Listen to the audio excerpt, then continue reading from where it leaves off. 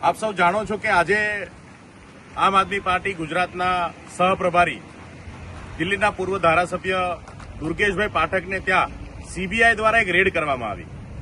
ગુજરાતમાં ગયા રવિવારે એક મોટું સંમેલન થઈ અને આમ આદમી પાર્ટીની જે સંગઠન નિર્માણની પ્રક્રિયા છે એને પૂરજોશમાં ઉપાડવામાં આવી છે।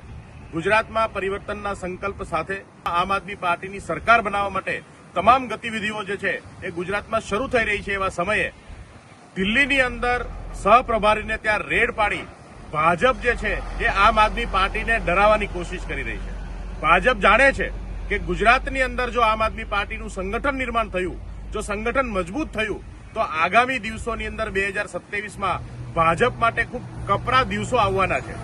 એવા સમયમાં આમ આદમી પાર્ટીને ડરાવવાનું, ધમકાવવાનું, આમ આદમી પાર્ટીના કામને ડિસ્ટર્બ કરવાની કોશિશ ભારતીય જનતા પાર્ટી દ્વારા કરવામાં આવી રહી છે।